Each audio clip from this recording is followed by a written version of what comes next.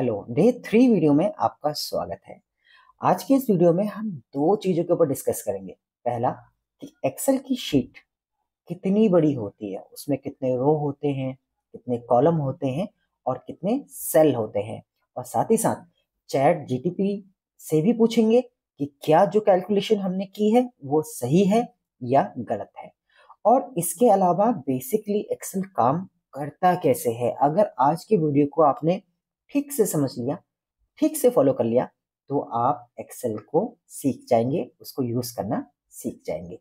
तो चलिए आइए स्क्रीन की तरफ चलते हैं और सीखते हैं कि एक्सेल की शीट कितनी बड़ी होती है और एक्सेल में बेसिकली एक्सेल काम कैसे करता है। तो ये दो चीजें हम आज के वीडियो में सीखेंगे।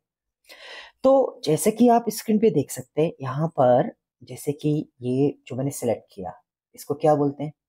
कॉलम बोलते हैं। पता होगा आपको, इसको बोलते हैं रो। अगर इस तरीके से सिलेक्ट करेंगे तो इसको हम रो बोल देते हैं, और ऐसे सिलेक्ट करेंगे तो इसको हम कॉलम बोल देते हैं। और ये छोटे छोटे जो आप बॉक्सेस देख रहे हैं ना, इनको बोलते हैं सेल। अब अगर कोई पूछे कि सेल की डेफिनेशन क्या होती है, तो सेल की डेफिनेशन होती है जहां पर रो एंड कॉलम एक दूसरे को काटते हैं, वहां पे सेल बनता है। अगर हम इसे इंग्लिश में बोलें तो cell is intersection point between row and column. तो जहां पर रो एंड कॉलम एक दूसरे को काटते हैं, जैसे कि सपोज मैंने यहाँ पे इसको सिलेक्ट किया और यहाँ पे इसको सिलेक्ट किया, तो बीच का जो हिस्सा है जहां पर माउस रखा हुआ है वो डार्क ग्रे है, तो इसको बोलते हैं सेल। और इस सेल का एड्रेस है E4। तो एक्सेल में जितने भी सेल होते हैं उनका ना एक एड्रेस होता है, और एक शीट में दो एड्रेस एक जैसे हो ही नहीं सकते। मतलब हर सेल का यूनिक एड्रेस होता है, जिसकी वजह से एक्सेल कैलकुलेशन को बहुत आसान तरीके से कर पाता है। अब यहाँ पर जो ये शीट आपको दिख रही है ना, ये कितनी बड़ी है। आप सोचिए, जो ये पूरी शीट है, एक शीट में कितने पेज होंगे? 500, 1000, 2000, 10,000, 1 लाख, 10 लाख, 1 करोड़, कितने पेज होंगे? तो चलिए आइए इसको कैलकुलेट करते हैं और एक्चुअल में ये पेज कितने हैं इस बात को समझ लेते हैं। तो यहाँ पर जो आप देख रहे हैं, ये एक्सेल की शीट है। यहाँ पर अगर मैं कंट्रोल के साथ डाउन एरो को प्रेस करूं तो मुझे पता है क्या पता चलेगा। मुझे पता ये चलेगा कि जो टोटल रो है 10, 48, 5, 7, 6, इतनी रो होती है एक्सेल की शीट पर। 10, 48, 5, 7, 6 रो। 10, 48, 5, 7, 6, ये तो होगी रो की संख्या। अब मैं कॉलम की संख्या, कॉलम कितने होते हैं? अब ये कॉलम जैसे ए, बी, सी, डी, ये सब तो हमारे कॉलम है। अब ये कहां तक है? देखो, ये हैं आपके जेड तक, मतलब ए से लेके जेड तक कॉलम है। उसके बाद ए जेड होगा, B A B Z, C A C Z. तो ये कुछ इस तरीके से होगा। चलिए मैं इसको लिख देता हूं आपके लिए। ए से जेड होगा तो ये 26 कॉलम हुए ना, क्योंकि अल्फाबेट में तो जो इंग्लिश के जो अल्फाबेट्स होते हैं वो 26 तक होते हैं। फिर ये ए जेड होगा, ये भी तो 26 ही होगा। फिर ये बी ए और बी जेड होगा, तो ये भी 26 होगा। तो इस तरीके से करते करते अगर कंट्रोल और आप अपनी राइट एरो को प्रेस करेंगे ना कीबोर्ड से, तो एकदम लास्ट में आपको दिखा देगा XFD। तो ये कहानी कहां तक चलेगी? XFD तक चलेगी। तो ये तो मैंने आपको ये बताया कि कहानी कहां से लेके कहां तक और किस तरीके से चल रही है। पर एक्चुअल में कॉलम है कितने, ये देखते हैं। तो मैं एक छोटी सी ना ट्रिक यूज करता हूं। मैं क्या करता हूं, यहाँ पे 1 लिख देता हूँ, एक सेल के अंदर 1 लिख देता हूं। इस सेल को सिंपली कॉपी कर लेता हूं और कंट्रोल शिफ्ट ऑल आपका राइट एरो प्रेस करके पूरे रो को सेलेक्ट करके कंट्रोल पेस्ट कर देता हूं, कंट्रोल वी कर देता हूं, पेस्ट कर देता हूं। तो आप देखेंगे स्क्रीन में देख रहे होंगे कि सभी सेल्स के अंदर 1 1 1 फिल हो गया। अब मैं इन सारे 1 को गिन लेता हूं। तो इसके लिए एक एक्सेल में फॉर्मूला है काउंट इक्वल टू काउंट, और मैं सारे के सारे जितने भी 1 है सबको सिलेक्ट करके एंटर प्रेस कर देता हूं। तो आप देखेंगे 16,384 कॉलम है एक शीट में। तो कॉलम की संख्या को भी हम यहाँ पे लिख लेते हैं, 1 6 3 4 384। तो इस तरीके से ये हो गई रो की संख्या और ये होगी कॉलम की संख्या। अब मुझे इसकी जरूरत नहीं है तो मैं इसको हटा देता हूँ। थोड़ा सा मुझे कोल्ड हो रखा है तो थोड़ा सा डिस्टर्ब होगा आपको ना। तो यहाँ पर हम क्या करेंगे, अब यहाँ से मैं इनको भी हटा देता हूँ, शायद आपको समझ में आ गया होगा। अब यहाँ पे ना मैं एक बार प्रिंट आउट देख लेता हूँ। प्रिंट, अब मैं प्रिंट क्यों देखता हूँ, क्यों देख रहा हूँ, एक रीजन है वो बताता हूँ। जैसे मैं प्रिंट एक बार देख लिया फिर एस्केप से कैंसिल कर देता हूँ। तो प्रिंट देखने से फायदा हुआ ना, मुझे यहाँ पे ना एक लाइन मिलेगी डॉटेड डॉटेड। अब मैं यहाँ पे, आप ये देख रहे हैं नीचे बॉटम में ये जूम इन जूम आउट है, मतलब इस पेज को ना छोटा बड़ा कर सकते हो आप। देखो मैंने इसको छोटा कर लेता हूँ, तो देखो ये छोटा हो गया ना। अब दिख रहा है एक लाइन दिख रही है, डार्क लाइन यहाँ पे, तो ये यहाँ से लेके यहाँ तक ये ना 1 पेज हो गया। तो मुझे ये पता लग गया कि एक पेज कितना है। अब इसको मैं बड़ा कर लेता हूँ, ये सब बस मैंने आपको बताने के लिए थोड़ा सा किया है। तो अगर मैं देखूं ये एक पेज हो गया, तो ये यहाँ तक आई तक है, तो मैं यहाँ 1 लिखता हूँ और यहाँ पे 2 लिखता हूँ। अब मैं इसे ऐसे ना कोने से पकड़ के ड्रैग कर लेता हूँ। तो एक पेज पर जो कॉलम की संख्या होगी वो होगी 9, और जो रो है नीचे आते नीचे आते नीचे आते और ये है 50। मतलब एक पेज पे जो आपके रो की संख्या होती है वो होती है 50, और जो कॉलम की संख्या होती है वो होती है 9। तो अब मुझे ये भी पता लग गया, मुझे टोटल कितनी रो कितने कॉलम है ये भी पता लग गया, और मुझे यहाँ पे ये भी पता लग गया है कि एक पेज पर कितने रो एंड कॉलम होते हैं। अब मैं सिंपली क्या करता हूं, जो नंबर ऑफ रो है उसको डिवाइड कर देता हूं 50 से। 50 से इसको डिवाइड कर देते हैं, तो मेरे पास जो रो है वो निकल के आ गई है। जो यहाँ पे जो रो टोटल जो रो है, मतलब अगर मैं जैसे सपोज मैं ऐसे मानता हूँ, इस चीज को छोटा करता हूँ, जैसे आप स्क्रीन पे देखेंगे, ये आप यहाँ पे देख रहे होंगे छोटा करने पे, ये पेज ऐसे ये एक पेज हो गया, एक पेज इस तरीके से नीचे दूसरा पेज होगा, इस तरीके से नीचे तीसरा पेज होगा, इसी तरीके से नीचे चौथा पेज होगा। तो ऐसे अगर संख्या को काउंट किया जाए वर्टिकली, तो टोटल जो संख्या होगी पेजेस की वो होगी 20,971, अगर 50 रो हैं तो। और इसी तरीके से मैं कॉलम कॉलम को भी डिवाइड कर देता हूं एक पेज की कॉलम की संख्या से, तो 1820 ऑलमोस्ट कॉलम हो गए। तो अगर मैं ऐसे गिनूं, फिर से मैं छोटा करता हूं, ऐसे गिनूं, इस तरीके से गिनूं, एक पेज यहाँ पे होगा, एक पेज रहा, 2 पेज, एक ऐसे पेज गिनेंगे, एक पेज हॉरिजॉन्टली और एक पेज वर्टिकली, तो ऐसे भी गिनेंगे। तो अगर मैं ये देखूं वर्टिकली, जो टोटल वर्टिकली पेज है, टोटल वर्टिकली जो पेज है वो है आपके यहाँ पे कितने, तो यहाँ पे आप देखेंगे जो रो है तो टोटल एक रो में, एक कॉलम की अगर बात करें तो 20,971 टोटल पेजेस ऐसे हैं, और ऐसे पेजेस गिनोगे तो आपके 1,820 पेजेस है। अब मैं इन दोनों पेजेस को आपस में मल्टीप्लाई कर देता हूं, तो आप देखेंगे जब मैं इन दोनों को आपस में मल्टीप्लाई करूंगा, इन पेजों की संख्या को इन पेजों की संख्या से, तो टोटल जो पेज निकल के आए वो 3 करोड़, ऑलमोस्ट पूरी शीट पर 3 करोड़ पेज हैं। पूरी शीट पर कितने करोड़ पेज हैं, 3 करोड़ पेज हैं। 3 करोड़ 81,70,000 समथिंग, इतने ज्यादा पेजेस होते हैं एक्सेल की शीट पर। अब इतने सारे पेजेस एक्सेल की शीट पर है। अब अगर मुझे फाइंड आउट करना हो कि एक शीट है, एक शीट में कितने सेल होते हैं, तो अगर मैं 50 और 9 को आपस में मल्टीप्लाई कर दूं तो पूरे एक शीट पे 450 सेल हैं, और अगर मैं इनको गुणा कर दूं पूरे पेज की संख्या से तो लगभग लगभग ये आंसर आएगा। लगभग लगभग इतनी बड़ी संख्या है सेल की, तो ये आपके सेल हो गए, और ये टोटल क्या हो गए, पेज हो गए, और ये टोटल किसकी संख्या होगी, सेल की संख्या हो गई। अब ये ठीक है भी या नहीं, तो मैं सिंपल ये क्वेश्चन चैट जीटीपी से पूछता हूँ, वो मुझे क्या बताता है, उसके आंकड़ों को हमारे आंकड़ों से मैच करते हैं, क्या हमने सही कैलकुलेट किया है। तो इसके लिए अब मैं क्या करता हूं, मैं चैट जीटीपी के पास जाता हूं और चैट जीटीपी से मैं पूछता हूं how many page on Excel sheet. तो यहां पे मैंने एंटर प्रेस किया, तो आप देखेंगे कि चैट जीपीटी मुझे बोलता है कि इतने आपके रो होते हैं, इतने आपके कॉलम हैं, इतने आपके रो हैं, इतने आपके कॉलम हैं। तो यहां पर इसने क्या किया, रो एंड कॉलम को आपस में मल्टीप्लाई कर दिया, तो टोटल सेल इसने मुझे बताए 17 17 17। अब अपने एक्सेल की शीट पे देख लेते हैं, तो आप देखेंगे 17 17 17, तो टोटल सेल की संख्या हमारी सही निकल गई।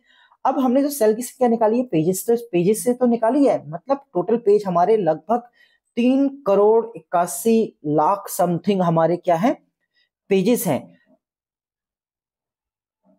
और जो सेल है वो 17 17 17, आप इसे काउंट कर सकते हैं ये कितने ज्यादा है। तो इतनी बड़ी होती है एक्सेल की शीट।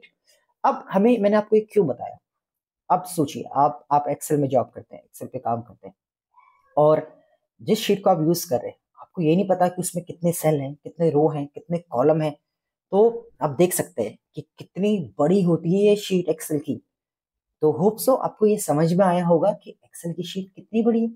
तो अब यहां पर अब मैं इसको डिलीट करता हूं। अब एक्सेल बेसिकली काम कैसे करता है, जो हमारा नेक्स्ट टॉपिक था कि एक्सेल काम कैसे करता है। तो बहुत सिंपल है। देखिए, एक्सेल बेसिकली दो तरीके से काम करता है, एक है फॉर्मूला बेस और एक है सेल बेस। अब फॉर्मूला बेस क्यों इंपॉर्टेंट है? नॉर्मली जितने भी कॉर्पोरेट सेक्टर की इंडस्ट्री है वहां पे जो यूज किया जाता है एक्सेल, वो सेल बेस से यूज किया जाता है, फॉर्मूला बेस यूज नहीं किया जाता है। अगर फॉर्मूला बेस की मैं बात करूं, जब आप अपना मोबाइल पे कैलकुलेटर ऑन करते हैं और कुछ भी आप कैलकुलेट करते हैं तो उसको सेल बेस बोलते हैं, मतलब एज अ रफ वर्क। पर आप फॉर्मूला बेस, जब सेल बेस यूज करते हैं तो सेल बेस में आप रेफरेंस देते हैं। तो मैं आपको सिंपल तरीके से बताता हूँ, पहले हम सेल फॉर्मूला बेस को समझते हैं, उसके बाद मैं आपको सेल बेस समझाता हूँ। और अगर आपने ये समझ लिया ना, तो आप ऑल ऑटोमेटिकली एक्सेल को यूज करने लगेंगे। तो चलिए समझते हैं। अब सपोज मैं ना यहाँ पर क्या करता हूँ, चलिए पहले शीट को थोड़ा सा बड़ा कर लेते हैं। जैसे कि सपोज यहाँ पे प्रोडक्ट्स लिख लेते हैं। प्रोडक्ट्स के लिए मैं बहुत सिंपल ABCDE ले लेता हूँ, टाइम वेस्ट नहीं करते हैं। और यहाँ पे इन प्रोडक्ट्स के मैं कुछ प्राइजेस भी अपडेट कर देता हूँ, ठीक है। चलिए, अब मैं इनको ना कुछ डिस्काउंट भी दे देता हूँ, ठीक है। यहाँ पे इस कॉलम में इस तरीके से डिस्काउंट्स भी हम लोग लिख लेते हैं। अब मुझे यहाँ पे क्या निकालना है, डिस्काउंट प्राइस और टोटल पे, ये कितना मुझे पे करना है। तो ये टोटल हम करेंगे फॉर्मूला बेस से। देखो, इक्वल टू, एक्सेल बिना इक्वल टू के काम नहीं करता, आप ये चीज आपको समझनी होगी। उससे पहले चलिए, इससे पहले मैं थोड़ा सा आपको बेसिक्स और समझा देता हूँ। एक्सेल को अगर आप बोलोगे ना कि टू प्लस टू कर दो, अगर आप एक्सेल को बोलोगे कि 2+2 कर दो, तो एक्सेल ना कुछ नहीं करेगा। एक्सेल काम ही नहीं करता ऐसे, आप 2+2 करो कुछ भी नहीं होगा। आप ना क्या करो, आप स्केल 2 लगाओ, 2+2 और एंटर प्रेस कर दो। अब जैसे ही आप एंटर प्रेस करेंगे ना, तो क्या होगा, 2 और 2 प्लस हो जाएगा। तो आप जब यहाँ पे कर्सर रखेंगे तो ये देखना, अब ये फॉर्मूला आ रहा है, तो ये आपको दिखा रहा है कि ये फॉर्मूला आ रहा है।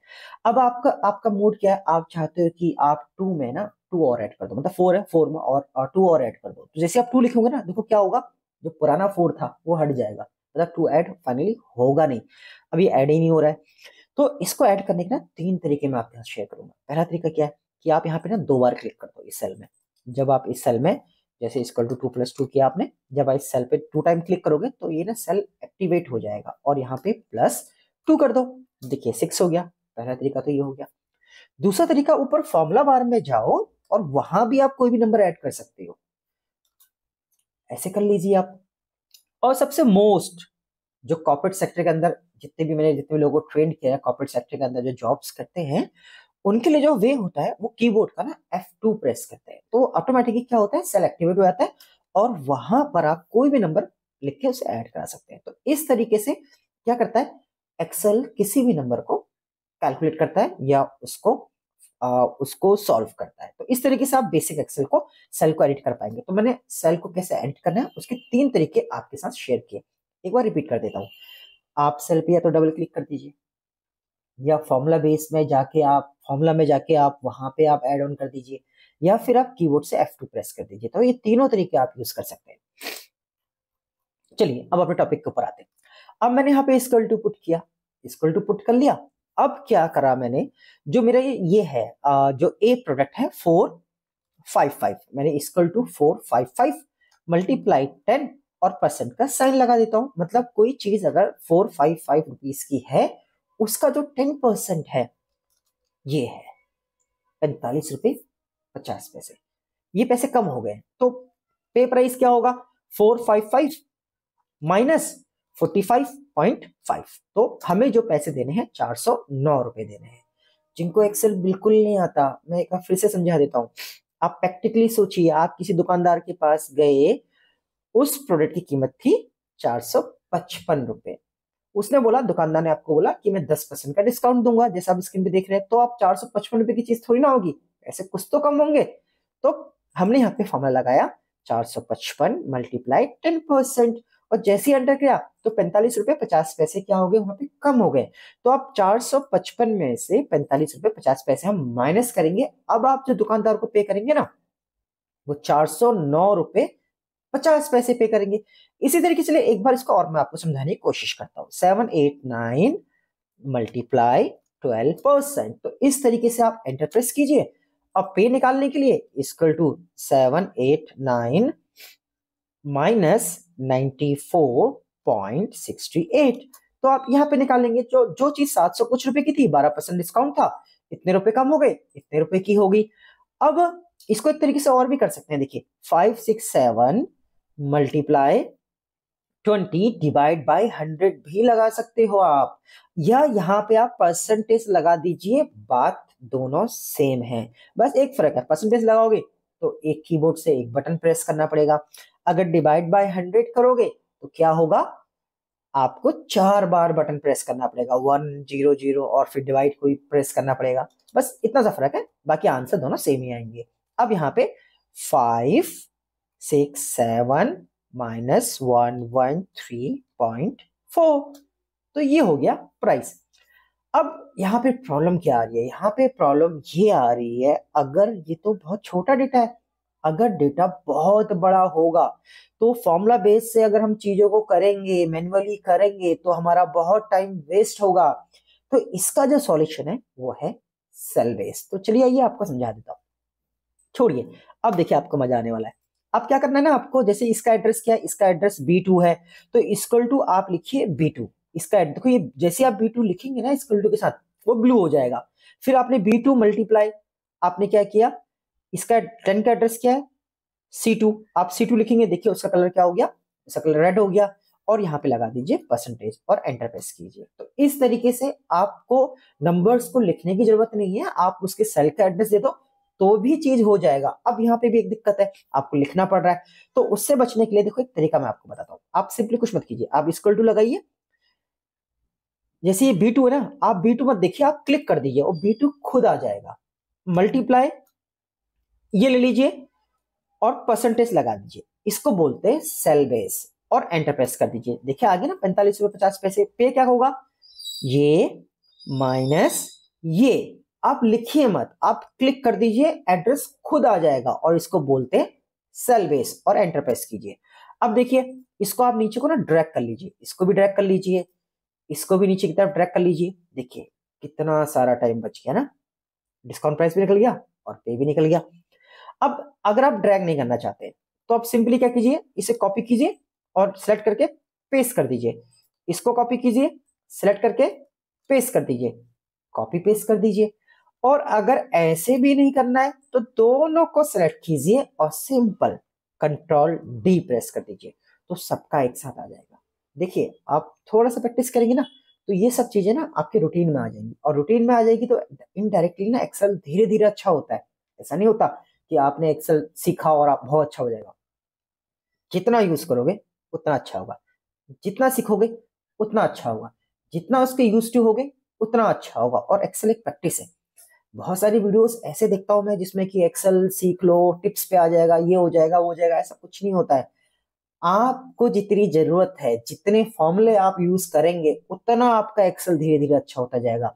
और ये थोड़ा टाइम टेकिंग प्रोसेस है, ऐसा नहीं है कि अगर मैं आपको ये वीडियो पढ़ा रहा हूँ तो मैंने ये वीडियो में आपको समझा रहा हूँ तो ये मैंने एक दिन में सीखा और एक दिन में आपको सिखा दिया। मेरा बहुत एक्सपीरियंस है इसके पीछे, बहुत सालों का एक्सपीरियंस है, तब मैं आपको ये बता पा रहा हूँ इतने अच्छे से। अदरवाइज टाइम लगता है, टाइम लगेगा, पर देखो तो ना, चमक आंखों में दिखती है सीखने के लिए, तो चमक आंखों में होनी चाहिए। डेफिनेटली आप एक्सेल बहुत अच्छे सीख जाओगे। चलिए आइए, अब जैसे मुझे इसको टोटल करना है, क्योंकि ये बेसिक से मैं एकदम क्लास दे रहा हूँ तो बहुत एडवांस लेवल पे मैं एकदम से नहीं जाऊंगा। शायद आप अगर आपको पहले से आता है, मे बी क्लास आपको बोरिंग लगे, पर मेरा मोटो है कि मैं जीरो से लेकर चलूं, हर चीज पे बात करूं। अब यहाँ पे देखो, अगर मुझे इन सबका टोटल निकालना है पे का ना, तो मैं इक्वल टू करूंगा, यहाँ क्लिक करूंगा, प्लस यहाँ क्लिक करूंगा, प्लस यहाँ क्लिक करूंगा, प्लस यहाँ क्लिक करूंगा, प्लस, इसमें बहुत सारा टाइम वेस्ट होगा। तो एक काम करते हैं, कीबोर्ड का इक्वल टू है, कीबोर्ड में ऑल्ट और प्लस को आप प्रेस कीजिए। जैसे आप ऑल्ट और प्लस को प्रेस करेंगे ना, वो ऑटोमेटिक वो रेंज सेलेक्ट हो जाएगी और एंटर प्रेस कीजिए, वो सम हो जाएगा। या फिर एक काम कीजिए, आप जो सम करना है ना उसको सिलेक्ट कर लीजिए, ऐसे ऑल्ट प्लस को प्रेस कर दीजिए, सम हो जाएगा। तो इस तरीके से एक्सेल में सेल बेस काम करता है। और अगर यही काम मैं फॉर्मूला बेस से करता ना, तो मैं इक्वल टू 409.5 प्लस 694.32, बहुत मुश्किल हो जाता है ना।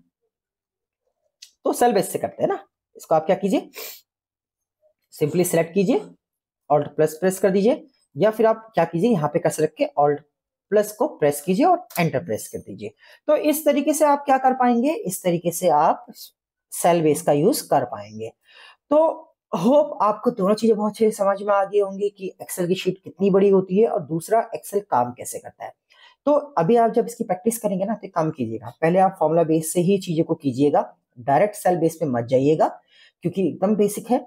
फॉर्मूला बेस में आपको ये समझ में आएगा कि एक्सेल बेसिकली काम कैसे करता है, और जब आपको फॉर्मूला बेस समझ में आ जाए तो उसी चीज को आप सेल बेस के थ्रू कीजिएगा, तो आपको सेल बेस की ना इंपॉर्टेंट समझ में आएगी। तो होप आपने इस टॉपिक को बहुत अच्छे से समझा होगा। अगर कोई चीज नहीं समझ में आई है तो हमारी वेबसाइट पे कमेंट सेक्शन है, व्हाट्सएप का लिंक भी है, आप वहां पे जाइए, कमेंट लिखिए। जैसे ही मुझे मौका मिलेगा, या तो मैं लाइव सेशन ले लूंगा, या फिर मैं एक ऐसा कोई वीडियो शूट कर दूंगा उसके लिए भी। तो होप आपने आज की बात को बहुत अच्छे से समझा होगा। चलिए हम मिलते हैं किसी नेक्स्ट वीडियो में।